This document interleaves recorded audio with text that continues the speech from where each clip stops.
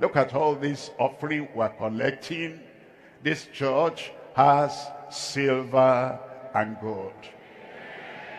I learned of a preacher somewhere who were having their church service. And he said, now, we're going to collect offering. If you have 10,000 naira, raise up your hand. 20,000, raise up your hand. 50,000, raise up your hand. And they were faithful. They raised up their hands. 10,000, I can give. 20,000, I can give. 50,000, I can give. They said, okay, raise up your hand. They raised up their hands. They stood up. He said, now that 10,000, that 20,000, that 50,000, go and give to the poor in your community. I lost my audience. Praise the Lord. All the offering is not just church. There are poor people around. There are unemployed people around. There are indigent people around. But we must build our campground, DLICC. I understand. We must build. We're going to build. But while you're building, your neighbors are dying.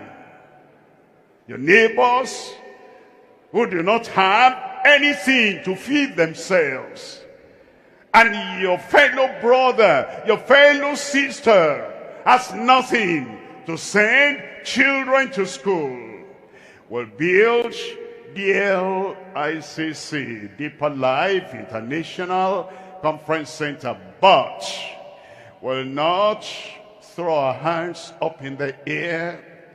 All the offering we can give, we've given to DLICC building, and we can now be at ease and allow our members to die of hunger and to be so discouraged because they have nothing, and we have the money.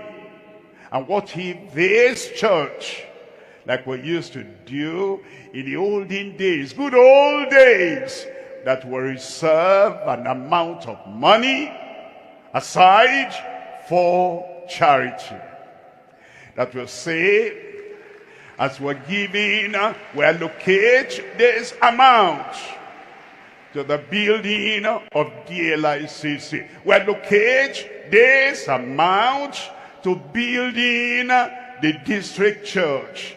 The district church we're building, are we not building for people? The people we're building for, they're dying of hunger, malnutrition, starvation. Let's budget. End of the year, we're coming to the new year. Let's budget part of the money. Millions of our currency to take care of the people. In fact, which one comes first? Let's say your house is leaking and you have your mother dying. How will you spend? Will you first mend the leaking roof or take care of your mother?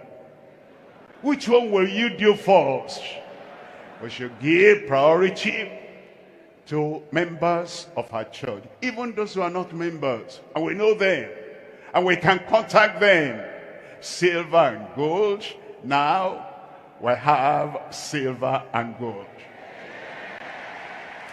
You know, sometimes even myself, we travel around, and as we travel around, you know, some of the governors and some of the people, they appreciate what is happening. They say, Pastor, we know you always give everything to the church. This one, we're giving you directly. And so I cannot say honestly, silver and gold I have none, I have some. And I'm not going to give everything to the building of DLICC. I'm looking for those who are hungry. I'm looking for those who are dying. I'm looking for those who are impoverished in their lives. And some of the money will go to them. If you know them, tell your coordinator. Tell your group pastor. Tell the people so that we will